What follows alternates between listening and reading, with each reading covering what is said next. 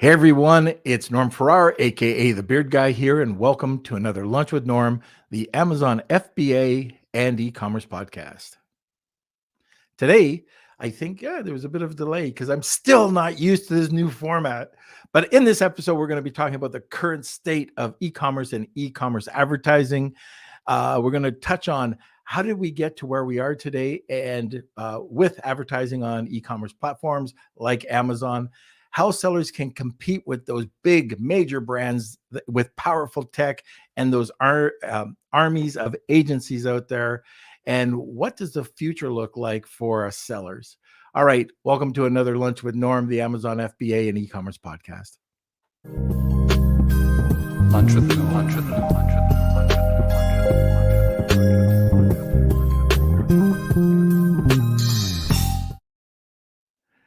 Like I mentioned, today we're going to be talking about the current state of e-commerce and e-commerce advertising. We have a special guest today, first time on the podcast, the vice president from Jungle Scout. He is a former CEO and co-founder of Downstream, which was acquired by Jungle Scout back in 2021. He previously worked at Amazon before co-founding Downstream in 2017. Please welcome, right after the sponsorship, Connor Folley. As you know, at Lunch with Norm, bigger is always better. Bigger business, bigger profits, and yes, bigger lunches. Z wants to make sure that your business and profits are bigger by taking you and your business international. They are a one-stop importer of record shop, including compliance and logistics services. They focus on all the elements involved in a smooth first-time custom clearance so that you can focus on what you're good at, selling. Click on the screen now or follow the link in the description box below and get 50% off your first shipment today. Okay, where are you, Kels? Hello, happy Monday. How are you doing? Happy Monday, and that's what you get when you change up the format. I thought I had it, Is it throwing you a curveball a little bit? Yeah, but we've only been doing the new format for about 2 months now. I should have it down by now. Yeah, well, we'll get there at one point. But welcome, everyone. Welcome to today's show. If you're new to the podcast, we smash those like buttons to get started. Let us know if you have any questions or comments in the comment sections, and we can get started. So today we have a great episode. Let me see. If you're new to the podcast, you can go over to our Facebook page, Lunch with Norm, the Amazon FBA and e-commerce podcast. If you're currently watching from YouTube, you can hit that subscribe button down below and also ring that bell. And if you're watching from any other streams from Facebook, you can follow us on social media. We're on Instagram, Facebook. We got a Facebook page. We got a whole bunch of places to like and follow us. So give us some love. Good to see you, Coolhand99. Good morning. How are you? And yeah, if you're watching, let us know where you're watching from. We're currently in Toronto, Canada, or I am at least. And Norm is a little north of there. But yeah, it's good to see everyone. Again, if you have any questions during the show, this is a live podcast, so feel free to fill up the comment sections, and we can get started and just jump into it. I'm so glad that you said everything for me, Kels. I just can sit back here and do you want to interview the guest as well? Yeah, we can change Lunch with Kelsey. Has a nice ring to it. No, snacks. Snacks. Yeah, don't steal my lunch. Yeah. All right. All right. So if you do have questions, throw them over in the comment section. Sit back, relax, grab a cup of coffee, and enjoy the episode. Welcome, Connor. Hey, great to be here. Thanks for having me. Hey, I don't know if you heard the beginning, but I messed up a little bit. I started to go in the fetal position, and then I came back up. But anyways, I just want to start by saying you're one of the reasons. This episode is one of the reasons you get from networking, going to shows, going to events. We ended up on a panel at Prosper, so we got to know each other a little bit. But this is what happens. You get to know people that probably would not have, bumped into maybe one day, but it was really just kind of cool being on that Prosper panel with you. And, I can't stress it enough to anybody who listens to the podcast. You got to get out to these events. Doing a virtual summit's nice, but breaking bread with people is a whole other story. So anyways, that's the story between Connor and myself. Hey, it's one of the coolest things about business, entrepreneurism, and the Amazon community is getting to meet all these smart people, making these connections. And I know it's cliched, but success really does come down to who you know, not what you know. Yeah, exactly. And we really, we tell people about events that are coming up, even if we're not attending them, because it might be a $20 event. It might be a $500 event. I don't know if Dima Kubrick. I just came from his event on the weekend. I just got back. It was the Rise event in Orlando, and I've always heard he put together a really great event. He put together a really great event. So you've got great content. He didn't overkill it by 12 to 15 hours a day. It was an 8-hour day. Excuse me for a sec. I got a cough. That's okay. Totally professional, podcast here. But anyways, the speaker selection he had, very good. And it was mostly focusing on external traffic and building lists, which is great. And I learned a ton. I was taking notes, and he's going to provide slides, but the food was great. And the networking, it's always great when you're sitting in a room of people and nobody knows who you are. Then you know that you're at a really great event because it's a whole new group of people. And I got to meet so many really great people, get to know them, and now leverage, some of the knowledge that we all have. So I know we're kind of I'm going down this event road, but it's so cool. And that's it. And happy, I see Simon there, and Annette and Andy. How's it going, everybody? So if you do have any questions about this, I think this is going to be a really great topic. So I don't know where we even get started with this. Did I miss out anything on your bio? I'm sure you've got like a page-long bio, but I'm interested in, what did you do over at Amazon? Yeah, well, I think you captured the bio pretty well. When I was at Amazon, I was in Amazon retail in a marketing role within hard lines, within consumer electronics. Amazon, it starts to kind of separate out as you get further down into the different categories. But there's also a lot of shared resources there and subject matter experts on specific topics. So, you have the opportunity to kind of dive down the rabbit hole on specific areas of interest. And, it's funny you mentioned traffic. That was one of the subject matters that, I was an expert in doing reporting across hard lines. And so while I can't share all the details on exactly how traffic moves around the platform, it is pretty interesting to see it from sort of within the animal, how it is that the traffic comes to Amazon, how it moves around the platform. And, obviously with what we've seen with Amazon advertising, it's pretty clear that the bulk of the traffic on Amazon moves via search. It really is a search first platform. It's pretty rare that any of us as Amazon consumers go on there and start browsing through categories and kind of shopping it like a traditional store. And therein is so much of the value in the Amazon advertising product is within those search capabilities and being able to be right there in the customer's consideration set when they're searching for products.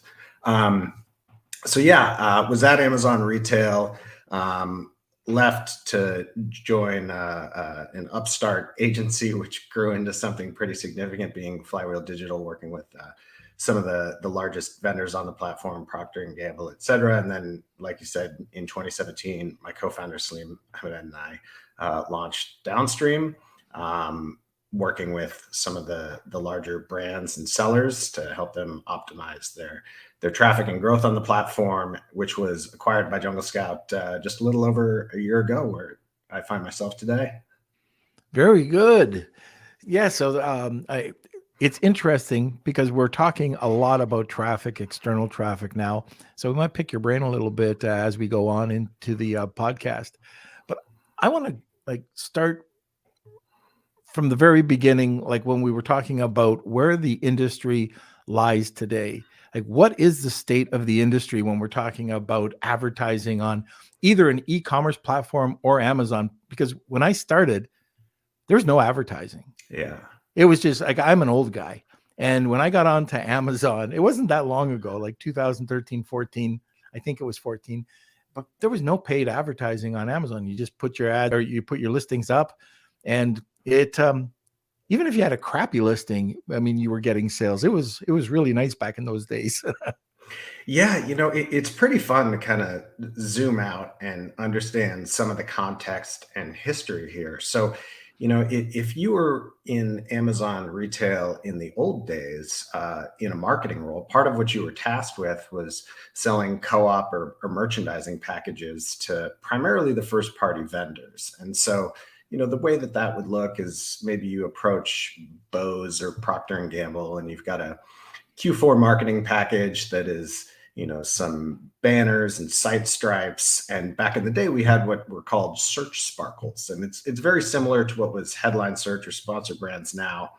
And you present them with a package that was maybe $250,000 for Q4, and you'd give them some proof of performance after the fact. But it was very transactional merchandising tied generally to a co-op accrual type package that was some percent of sales. Wasn't really the most efficient way to go about monetizing all this real estate on the Amazon platform.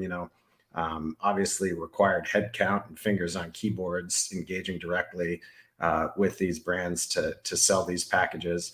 And it was during my tenure that we began to test the waters with performance advertising and putting this into a second price auction. Initially, the concept was that search advertising was really going to be focused more on the long tail of sellers. And what was AMG at the time, Amazon Marketing Group, was going to be these larger packages that were going to be sold to the first party vendors. But ultimately the brand saw the opportunity that existed with search advertising, and that Amazon had built a pretty compelling mousetrap, being, 2-week last click sales attribution. And what you traditionally find with advertising marketing is that the most demonstrable ROI is going to get that first advertising dollar. And when you're competing against attribution that's based on views, et cetera, and it's a little bit harder to quantify the actual impact, that 2-week last click sales attribution is generally going to win out, because it's just a lot easier to prove that you're getting a good ROI for your dollar. And so it took off and started to grow very, very quickly. And I think the rest of retail quickly took notice. The Walmarts, Targets, and Krogers of the world saw this was a huge opportunity. And most interesting, I think, was that Amazon had the opportunity to really change the model here. It almost started to look more like a Facebook or Google ad, where it wasn't so much about making those margins on the individual transactions, but now it became more a game of getting more traffic onto the site so you could monetize the eyeballs and clicks. And that's where it just completely changes the model for anybody with a retail media offering. You start to think about this and it's like, well, do we really have to focus as much on, making that profit on each individual transaction? Or is it going to be more about just getting more people on the site and selling more ad inventory? So it's really interesting to think about how this changes all of these different dynamics on Amazon and other platforms with an advertising offering. As the rest of retail began to take notice, Amazon, of course, their advertising products were booming. But retail media is really unique in that you have so many unique kind of puts and takes that you have to consider in how you optimize your advertising. Unlike Google, Facebook, et cetera, you've got inventory constraints, you've got profitability, you got first party and third party competing against each other. You got ratings and reviews, et cetera. And so it's just a much more dynamic platform. And it requires so many different attributes that need to be considered when making those optimizations. And so this space kind of grew organically initially with managed service, and then as Amazon released their APIs with technology, companies like Downstream, et cetera, started to release their technology products. And it has grown to be just an incredibly dynamic space that has really demanded native solutions that have been built from the ground up with the intention of solving these unique problems. And now we're seeing all of retail beginning to launch their own advertising products from Walmart, Target, Kroger, Home Depot, Best Buy, et cetera. And it's just a very, very exciting space that is changing the entire retail advertising marketing landscape. Right. Would you have ever have thought that you would see the amount of diversity in PPC advertising on Amazon? Yeah, it is pretty wild, the diversity that we see here, across every category, such a variety of products, such a variety of players. I mean, the fact that you can be essentially, the small upstart seller micro business competing for a click against the largest brands on earth, it's pretty wild. And if you think back to kind of where trade, shopper, retail advertising started, when you would pay to have Pampers right there at your face on the shelf with slotting fees, et cetera, or end caps or coupons hanging out of the aisle.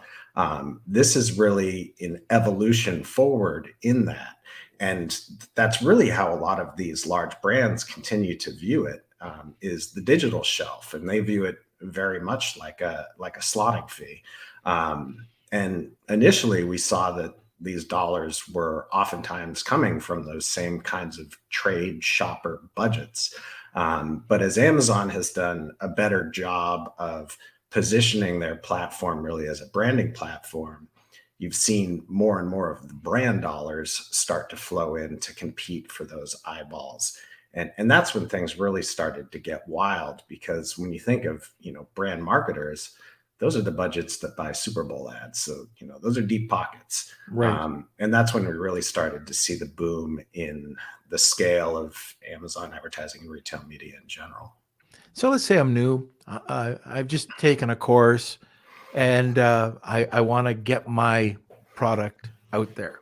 So I've gone and I've put what I think is a properly optimized listing.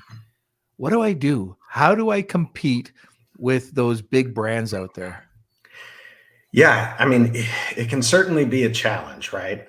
So, the first step is really about getting the basics in place, like making sure that your product is retail ready, because otherwise you're going to end up just wasting money. But making sure that you've got a solid supply chain, that you're going to have that product in stock, that you've got a competitive price, you've got the necessary ratings and reviews.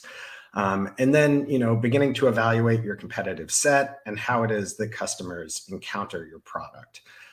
Jungle Scout offers a host of different resources. Amazon offers some limited resources, and there's a lot out there to help you understand what kind of search activity is driving traffic to your product. And it's interesting when it comes to Amazon, and there is some variation from category to category, but generally it's a few head terms that drive the bulk of the traffic for any given category. I mean, you think about your own behavior on Amazon. If you're looking for toilet paper, you're probably going to come in and search toilet paper. It's not as nuanced as some other platforms. And that's because Amazon has that dynamic left nav. And so, you're trying to cast a wide net with your search and then filter it down: prime, price, brand, et cetera. And this being the case, you've got a lot of sellers and vendors competing for those head search terms, which requires you to try to find some efficiency, understanding where you're going to find, those metrics that you're using to evaluate your performance and really ultimately meet the kind of unit economics of your product. And so that's probably the second step here in this process, is to understand how you are going to evaluate success, whether it be ROAS, ACOS, and LTV metric, et cetera. Because you're going to need to have some numbers that you're using as your North Star to determine whether or not you're hitting your goals.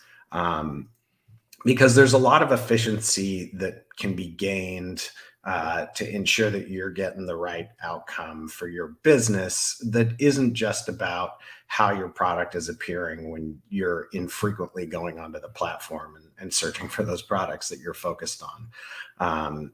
Amazon's got a lot of real estate, and they adjust the economics of different placements based on conversion rates and things like that. So you might be able to pick up some good efficiency at places where you would never even encounter your product being promoted.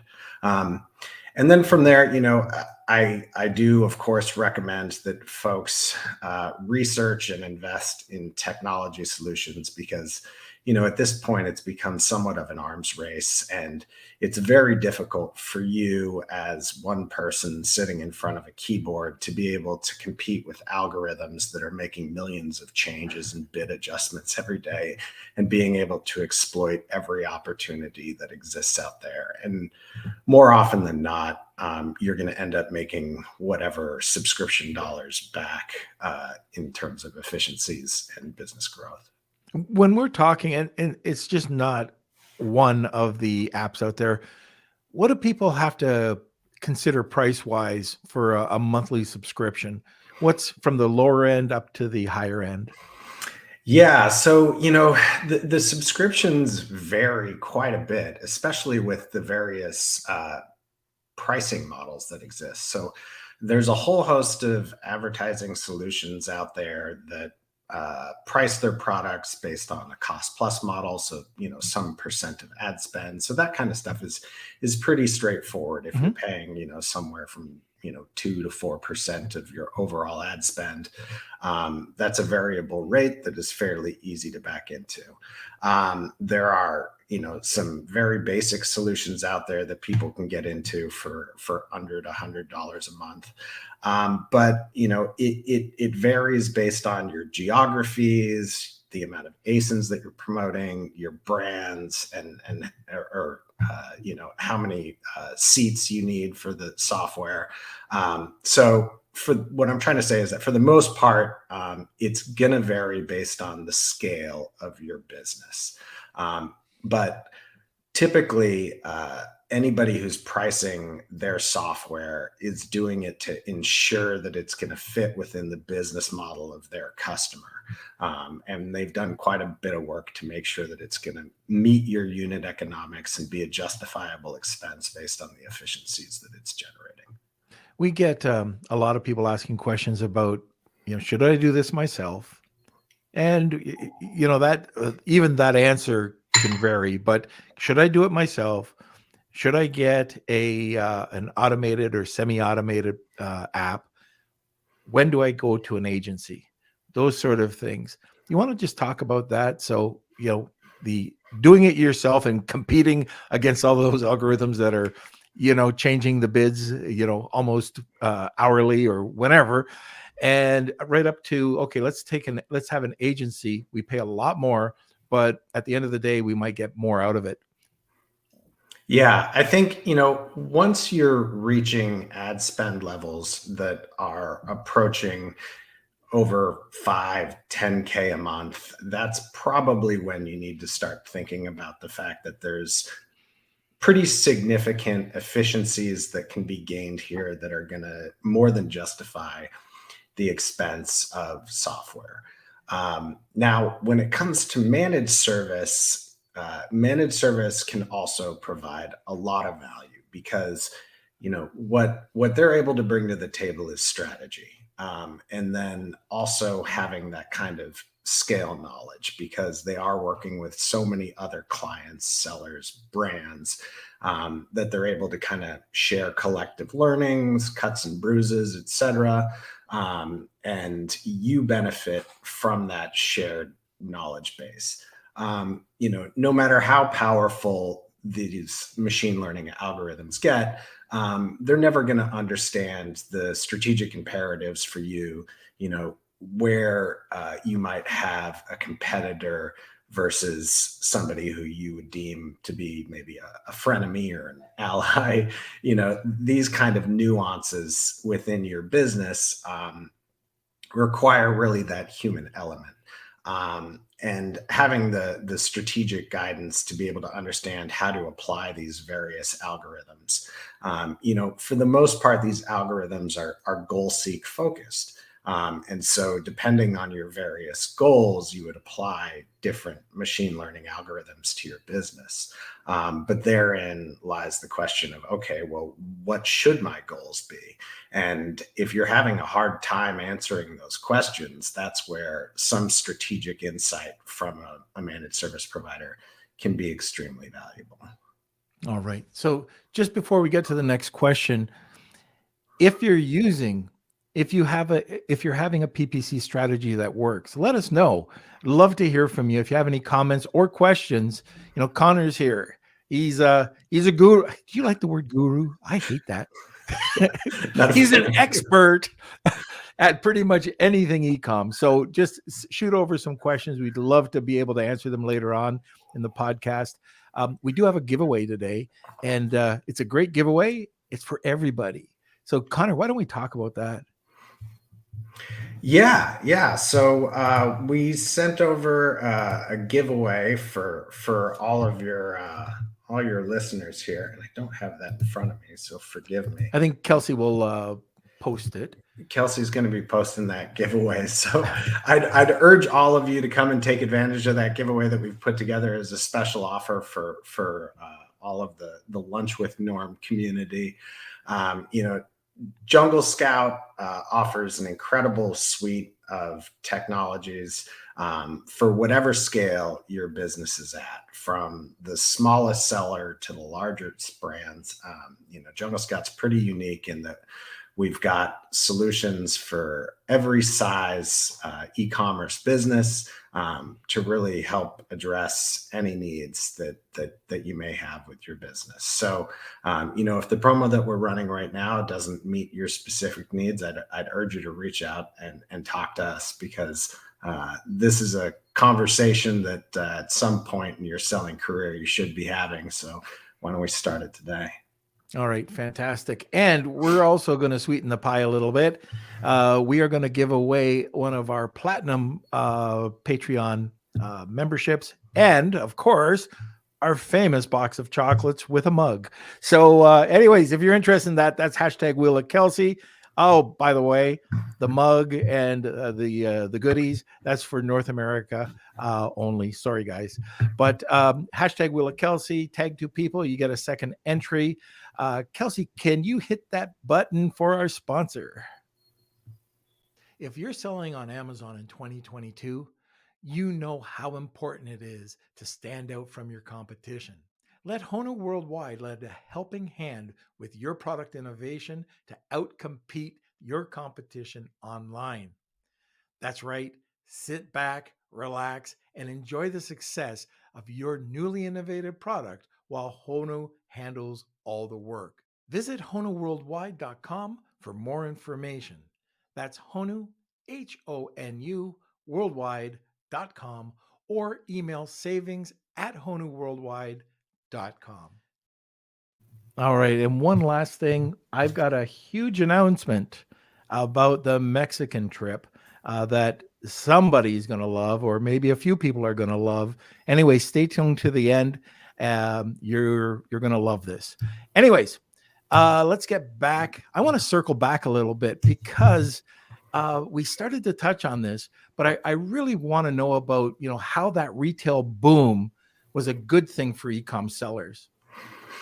Yeah. So, obviously with the pandemic, we saw a bunch of e-commerce growth pulled forward, and estimates were somewhere on the order of 5 years of e-commerce growth happened in about 3 months. And so, from a traffic perspective, that was a huge infusion of traffic. And Obviously, it also threw a lot of distortion into consumer behavior, which I think many of us are still trying to determine what normal looks like and just how much toilet paper people want to buy.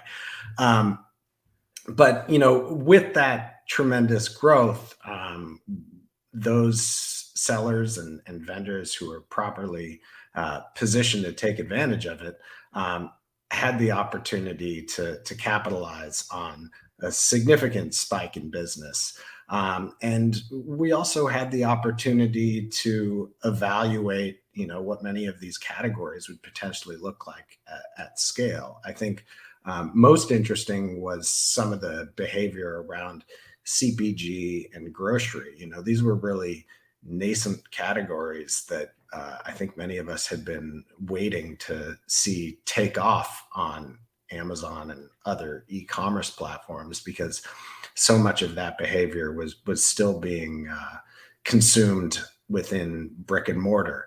But it appears that once somebody makes the shift to start purchasing these categories online, it really is a behavior shift that they're unlikely to go back on, especially when they get hooked into programs like Subscribe and Save, etc.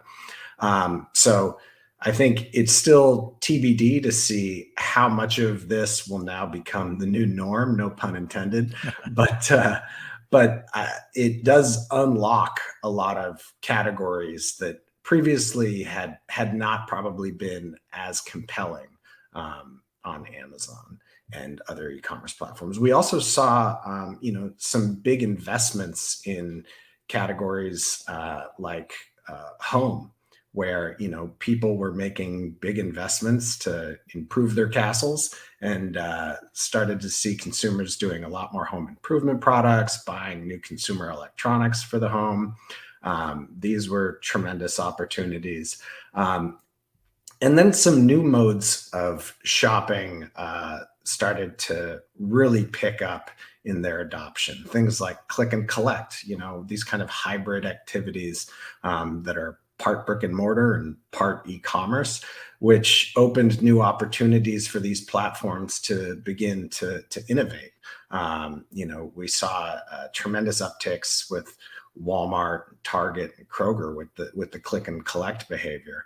And therein you also have opportunities to monetize retail media, and for these retailers to begin to evaluate these categories and these kind of consumer behavior models as something that are likely sustainable in an ongoing basis. So it just kind of opens up the entire aperture of what's possible via e-commerce, and opens new opportunities for sellers to begin exploring new categories and new platforms. I knew something was up with the business model when my wife, who basically knows how to get onto TikTok, she really knows how to get onto TikTok, or Facebook, but she's never done anything really with e-com. She might go on Amazon. I don't even think she's got an Amazon account, but she started ordering groceries online. So she did her shopping list, and if my wife can do that, like, we're old school. Not so much me. I order light bulbs online, chocolate. I did, just to bother my wife one day. I ordered a single chocolate bar from Amazon just to see where it was going. But there's this huge shift, and I saw it start. I think during Project Glass, when Walmart came up and said, "Hey, look, you can order it to the store. You can pick it up at the store. You can go shopping, or you can have it done from our fulfillment center." What a paradigm shift. Now we're starting to see and especially here in Canada, we're, a year or so behind the States when it comes to stuff like that. And then, really to see the ability to use e-commerce as I don't know, it's just so convenient. And even the older, like my parents, are using e-com now. They're scanning QR codes. Like, it was a shock when I saw go out and order at a restaurant, my parents using, that QR code. I think COVID really pushed ahead technology quite a bit over those 2 years. And I also predict that I'm a baby boomer. Okay. We have not talked about baby category yet, but I think baby boomer 2.0 is coming up in the next year or so for those 2 years that we were locked down. Yeah, you may very well be right. You may very well be right on that. But it's interesting with the surge in some of that click and collect behavior and online shopping behavior for grocery and CPG, et cetera, because 3-4 years ago, when I would be reaching out to these other retailers, asking about where they were with their retail media products and when we could begin to integrate with their advertising APIs. More often than not, as the conversations move forward, the feedback I got was, well, to be totally frank with you, we've got a bit of a traffic problem. We're a big retailer, but honestly, not a lot of people come to our website. And it was funny, 3 months into the pandemic, that was not a problem anymore. Suddenly they had plenty of eyeballs and plenty of online traffic to monetize, and they were kind of drinking from a fire hose, trying to get their arms around it. So those are pretty significant changes in consumer behavior that really did assist retail media as a category for a lot of these retailers that were having some challenges in being able to gain the traffic to their sites to have a meaningful product from an advertising standpoint. At the event, we've been preaching it for a bit, but at the Rise event this weekend or last weekend, I was surprised. One of the first speakers that came up there, was talking about Amazon 2014, 2015, and how everybody talks about how easy it was. Well, he came up and he said, if you think it was easy then, you should see it now. All you have to do is change your thinking, build your list, drive external traffic. If PPC, you don't cut off PPC, you want to continue with PPC, but there's outside forces that you can use that most people didn't have to use in the past, but it's so easy to do, like building a list or, driving people over to Shopify, creating your own Shopify site, and just creating a funnel, just understanding how a funnel is. So what I would recommend, we definitely have training within the podcast, but going out to a company like digitalmarketer.com and taking a course there and starting to understand that's how Kelsey did it. I threw him into the fire and I said, learn social media. And, you can become an expert in these things, or you can hire out if you're worried about, I don't know enough about Amazon to drive traffic, or I'm not getting enough sessions. There's definite ways, and Amazon is rewarding you, and Google is rewarding you with Google Business Profile of content. So anyways, I wanted to stick that in there because I hear it all the time, how, it was so great back in 2014. It's still great now. You just have to approach it a little differently. Yeah, I definitely agree with that. I also think that, for some of these sellers who have, frustrating and difficult competition with some of these larger brands who, are able to bring these kind of Death Star budgets and to compete against them with PPC, I would encourage them to educate themselves on how these brands think about their PPC investments and, the metrics that they're looking at. Because when competing with somebody else on these platforms, understanding the models by which they view it is so helpful in making smarter decisions about how you navigate it. Understanding whether they're looking at things in terms of ROAS, or is this more like a lifetime value model? Understanding how they think about efficiency and reach, how they think about branding on these platforms, and then being able to evaluate the metrics that motivate their decisions is really going to assist you in making more intelligent business decisions when it comes to PPC. There's categories on Amazon where the brands that are playing there really are not as focused on those individual one-to-one transactions. If you're selling anything that has to do with a refill type business, whether it be razor cartridges or water filters or something to that effect, they're not as focused on selling that one razor system to you, right? It's more about getting that system into the customer and then knowing that you're going to buy refills for the next 5 years, right? It's much more a lifetime value type equation. And I think as a seller competing against somebody like that, it's very helpful to understand that that's how they view the business, and that their ROAS metrics are not their focus, and that they're willing to spend a significant amount more to acquire that customer, because they're going to be amortizing that over like a 5-year period of that customer buying the refills. Right. What about brand defense? So you're buying up, in case you don't know what this is, any of the listeners, brand defense is when you're buying up PPC with your brand name.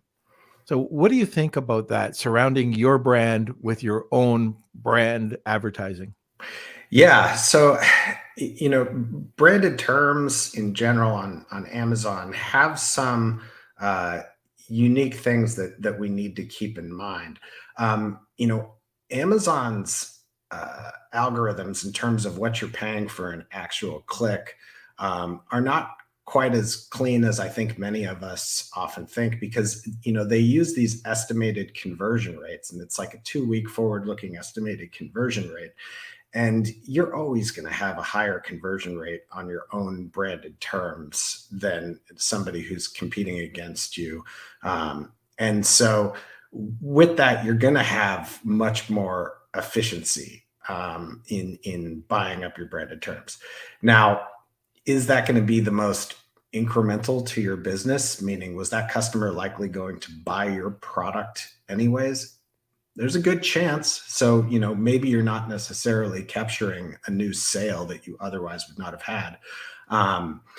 But you are going to be getting greater efficiency. And so really what it comes down to is being able to evaluate in real time whether or not you have competitors who are bidding and going to win on your branded terms and potentially steal that customer for you before you go out and pay for that click.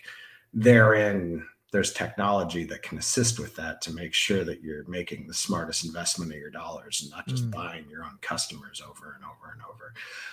But if you are doing that, again, there's an opportunity to think more strategically and trying to make that sale as incremental as possible by potentially upselling that customer. So, if somebody were to come in and be searching for Norm's beard oil, and the organic listing is going to be for a product that's $9.99, well, here's an opportunity to put up a PPC ad for Norm's beard oil, optimum kit that is $49.99, and then you're driving more incremental sales for that $40 than they otherwise potentially would have purchased, right?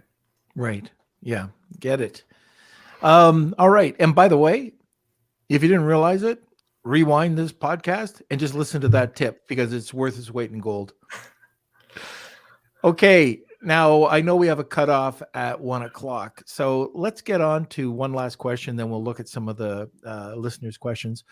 What's the future look? What's the future look like?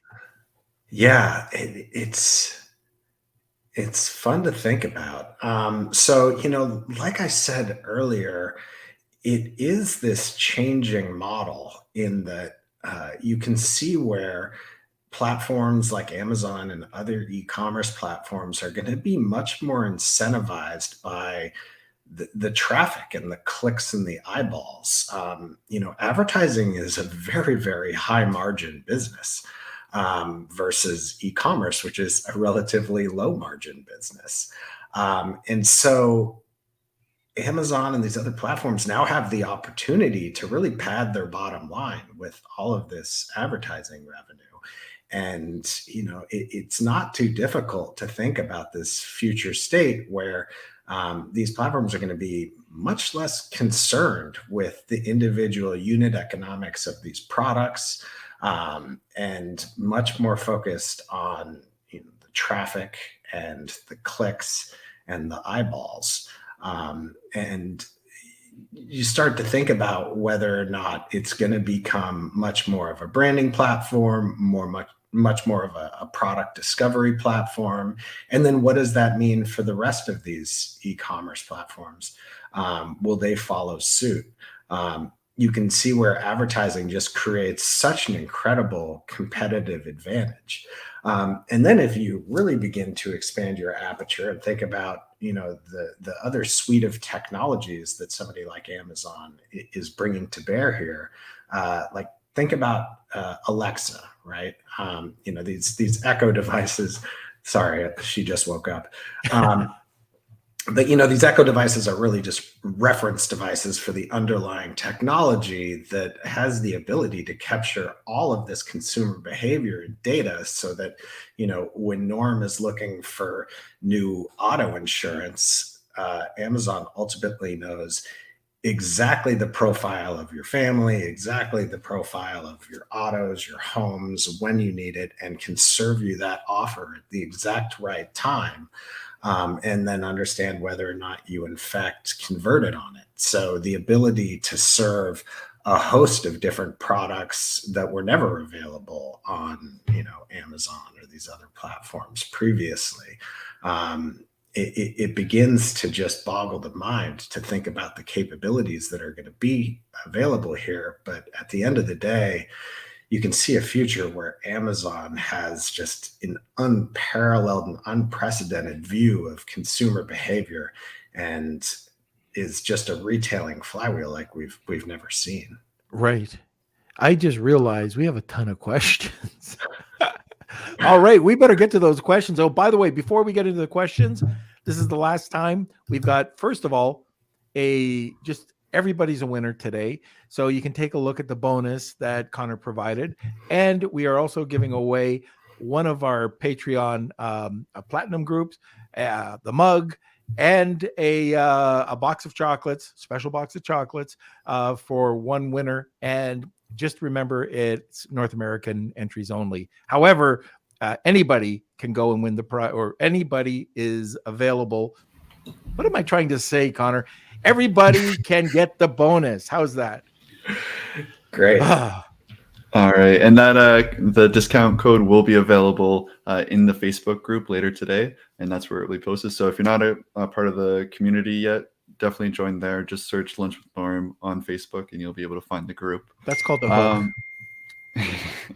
And we've got that Jungle Scout offer, the spring cleaning extravaganza, where you can save more than $250 on plans so that you can build and scale your Amazon business.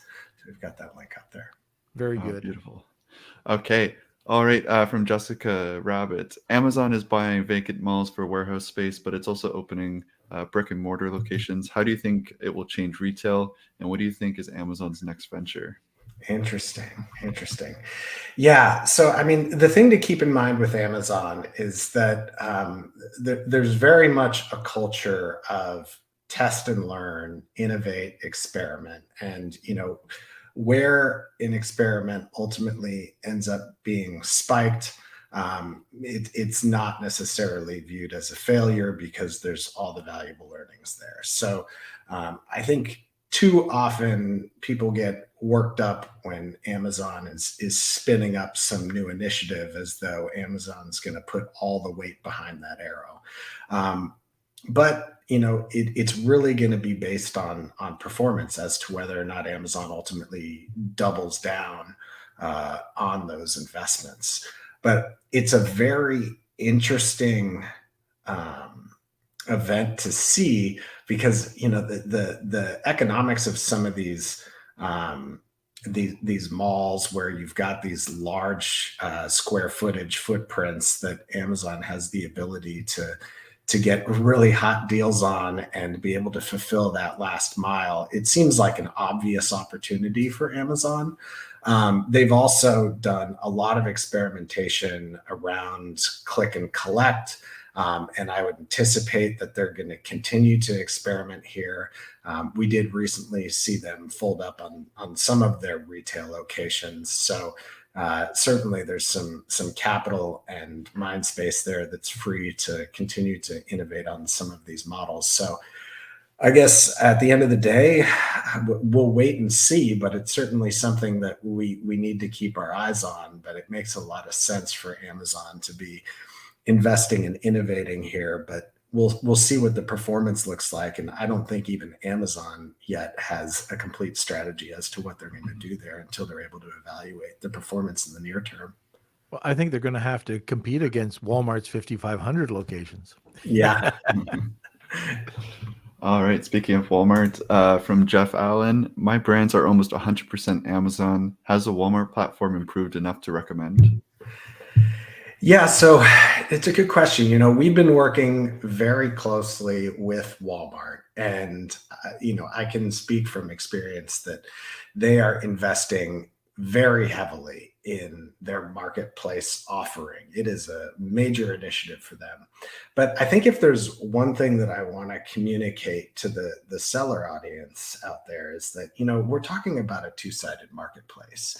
And so if we want Walmart to really be a going concern in terms of a marketplace business, so that you have other options and you're not entirely constrained by the Amazon platform, it takes all of us as well, because we need to bring the supply to the demand. These two-sided marketplaces, it is a bit of this magic that has to happen, and it requires all of us participating. And so we can't just sit back and wait and hope that, we're going to have other folks out there at the vanguard putting their products up to generate the demand. Walmart is investing heavily in the technology and the tooling, and they've been very receptive with voice of the customer to try to make it as painless as possible.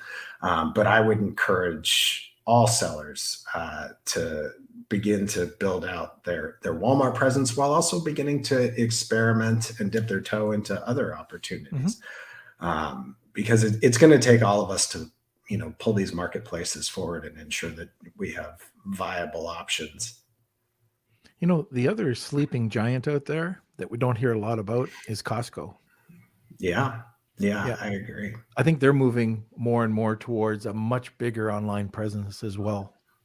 Yeah, and it makes a lot of sense with their membership model. Right. They were kind of the OG there well before Prime, and so they've got a model that's well suited for that.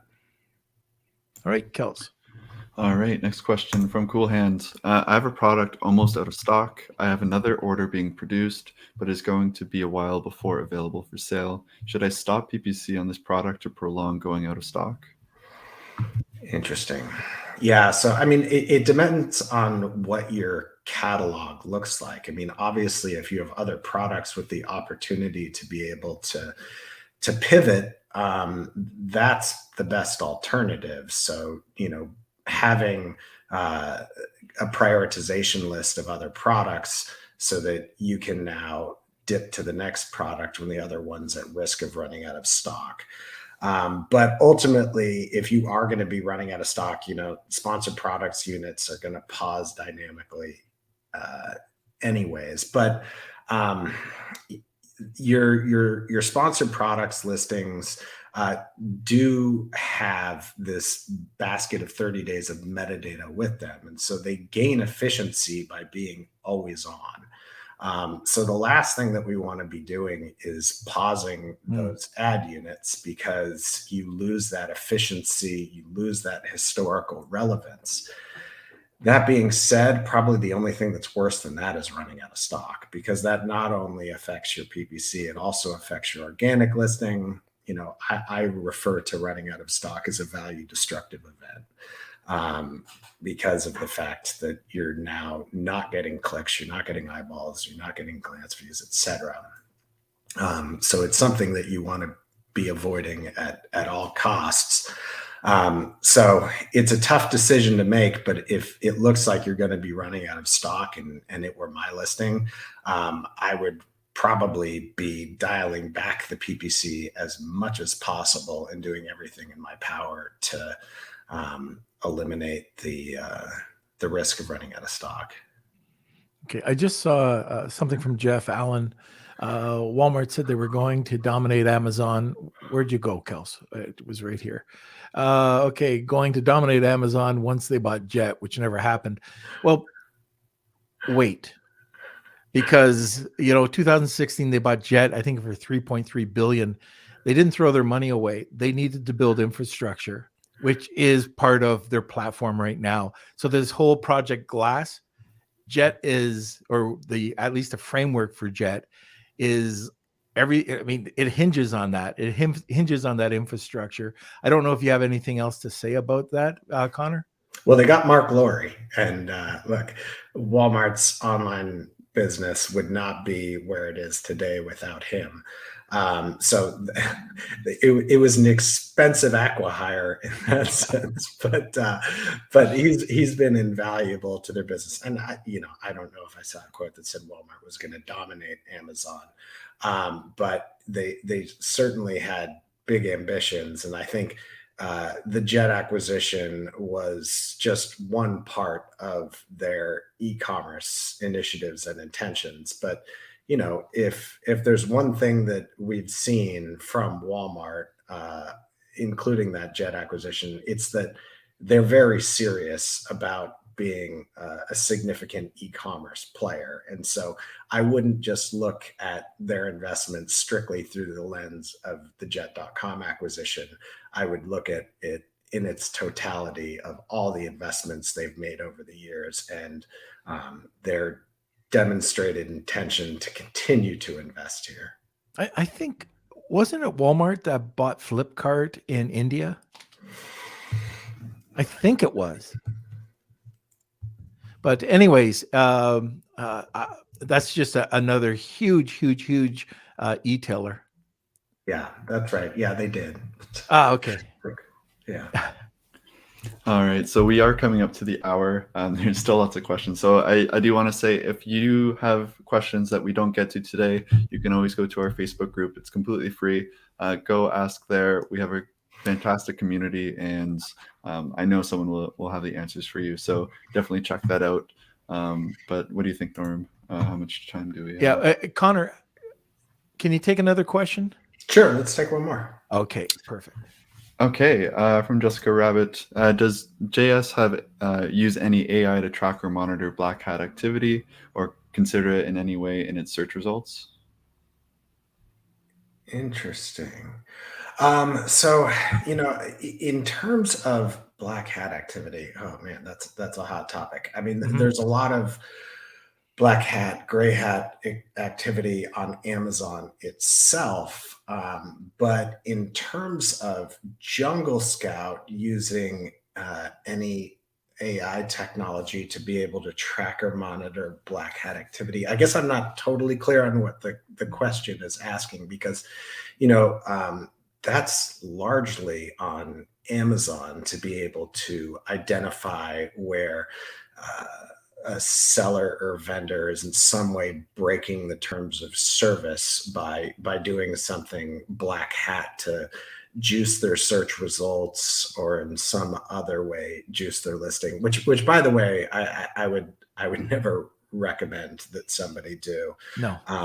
Ultimately, it's not going to pay off. And if you understand how the Amazon algorithm works, most of these models and what you're being sold, especially when it comes to search, are just never going to be effective. Super URLs, etc. Just don't understand all the different timestamps that exist within search and the impossibility of trying to replicate that. Okay, that was the last question. Before we get to the wheel, why don't we talk a little bit about Jungle Scout? We've never had Jungle Scout on. This is the first time. Just give us a little bit of information about your platform. And by the way, guys, I don't have an affiliate. I don't have any money. I mean, I don't have any money. If anybody wants to donate to the Norm Farrar Fund, please do so. But Connor, please tell us a bit more about Jungle Scout. Yeah, absolutely. So, Jungle Scout is really the all-in-one platform for selling on Amazon.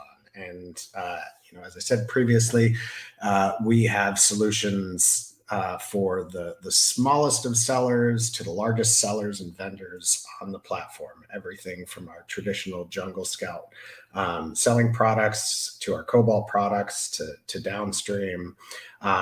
We work with over 600,000 sellers and brands on the platform. And we can provide you products to meet really all of your Amazon business needs, from discovering new product opportunities to optimizing your Amazon business, educational resources to learn to sell and scale, our advertising technologies to be able to better measure, manage, and optimize your advertising business on Amazon, get greater insights into the market, into your competitors, etc. And so for any scale of business on Amazon, Walmart, or other e-commerce platforms, whether you be a seller, vendor, agency, etc., we have solutions for every size and model. And so I'd encourage all of our listeners and viewers to come check out our offering and talk to us. Okay, fantastic. All right, Connor, you've never seen The Wheel of Kelsey. I have not. Sit back, relax. Right. And you might want to turn down your volume a little bit. All right. And before we get to that, we do have a word from our sponsors. All right. Very good. That's a real Kelsey. All right. Here we go. A big thank you to our sponsor, Startup Club, the largest club on Clubhouse with over 790,000 members and growing. They're one of the world's largest communities supporting the startup ecosystem, from founders to those wishing to work for a startup and everything in between. You can find them at www.startup.club for blogs, recordings, and a calendar of upcoming shows, and on the Clubhouse app. Just search Startup Club for daily shows 24/7. You can also now listen to their show, the Serial Entrepreneur Club podcast, on Apple and Spotify too. Stop by to connect, learn, and grow together. And now they have over 1.1 million subscribers. Crazy. All right. It is time for the Wheel of Kelsey. Sit back and relax. Enjoy the Wheel of Kelsey. It's time for the Wheel of Kelsey.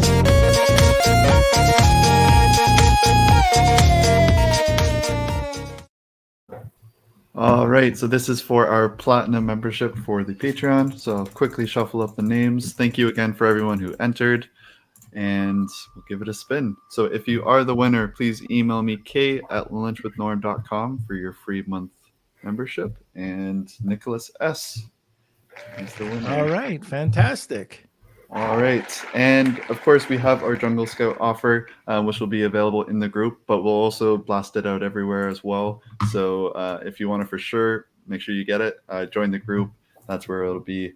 That's the Lunch with Norm, Amazon FBA, and eCommerce Collective. And also, Nicholas, you'll get the prized Lunch with Norm mug with M&Ms and the box of chocolates. So congrats, Nicholas. Connor, it's done. Well, thanks for having me. This has really been fun. Well, you're off the hook now, right? Yeah, well, I'd love to do it again anytime, and I look forward to seeing you at the next show. Yeah, I don't know where it'll be, but it'll be somewhere in the world. yeah, we'll see. All right, Connor. Well, thanks a lot for coming on, and we definitely will have you back. All right, Norm. Well, thanks for having me. It's been a lot of fun. All right. Okay, everybody. I hope you enjoyed the show today. It was chock full of knowledge, education. That's why we do this. Connor was awesome. And again, if you want to check them out, check out Jungle Scout, the Jungle Scout site. They've got lots to offer. Kelsey mentioned that the episode on Wednesday will be canceled because I'm going to be on a flight. However, I don't want to cancel it. And what I'm going to try to do is do something different. I'm going to try to pre-record an episode, and then Kelsey will host it on Wednesday. I don't know if I'll be able to do it, but I'm trying to. We want to keep giving you information, even when I'm away, when I'm on, going to events, and I might not be able to take part in a podcast. So anyways, we're going to experiment with that. Hopefully we can do that for Wednesday. Okay, where is Boy Child? Hello. Thank you, everyone. It was a great episode. Thank you, Jessica, our Facebook user. And congratulations again to Nicholas. Hope you guys enjoyed today's episode. Make sure you smash those like buttons. Give us a thumbs up if you loved it. And if you're watching from YouTube, make sure you hit that subscribe button and ring that bell. Kelsey, That would be great. Yes. I have something to say about Mexico. Oh, I don't even know about this. I know you don't. All right. So we've got a ton of sponsors for a Mexican event. Some of those sponsors have agreed that they're going to provide a scholarship to some lucky listeners. So it's, I think, a $3,000 or $4,000 scholarship for somebody off of the price. So I don't know exactly when it's going to happen, but if you're interested, let us know. We'll have a drawing, and you'd have to commit to going over to the Mexican event. So that's happening on June 4th to 12th. We're in Mexico City, and then we're heading over to Cancun. And I think we have about 16 speakers that have been blocked out for the event. And they're all like world-class speakers. So anyways, just let us know if you're interested. And there will be, and I don't know exactly, there's one sponsor in particular that has just said that they'd be happy as part of their sponsorship package to give a couple of us to provide a helping hand to anybody who wants to go to Mexico but may not be able to. Okay, so we'll get more information on that shortly. All right, so yeah, we're not doing that draw right now, so don't comment. No, but it's just letting people know. It's not even so much a draw. If you're interested, then we'll pool them together and have our own draw at that point, and that might be a week or two from now. I just found out about this the other day. All right, fantastic. So yeah, let us know if you're interested. If you're wanting to come to Mexico, let us know in the comment section. It's going to be a great trip. I'm going to be there. Norm's going to be there. I think even producer of the people, Hayden's, might be there. So he has a private room suite, because he is the producer of the people. Yeah. And what do I got? You've got well, actually, you're not even on the resort. You're off the resort, and okay, I think you're going to be homeless. But anyways, something like that. Just for 10 days. What the hell? All right. Well, thank you everyone for watching the podcast. Again, smash those like buttons. Also, let us know if you have any topics possibly in the future that you'd like us to talk about. We try to cover as much as we can, but sometimes we just miss certain areas. So let us know if there's any areas that you're dying to learn more about. And it's been a great podcast, and we look forward to it. Again, Wednesday is canceled, possibly Friday too, as well. So you weren't listening. I'm going to try to do a pre-recording for Wednesday. You are going to host it. Yes. Man, man. Okay. No wonder I don't pay you anything. We'll see if that gets recorded. We'll see. Let's. Squire, just listen to the podcast when I'm talking, please. Okay. All right. I know it's hard to do. Okay. So are you going to continue or? I'm pretty good. I think I'm good. Okay. Now. So can I do my thing then? All right. So tune in every Monday, Wednesday, and Friday at noon Eastern Standard Time. Thank you so much for watching. Thank you for being part of the community. We could not do this without you. Enjoy your Monday and enjoy the rest of your week. Lunch with the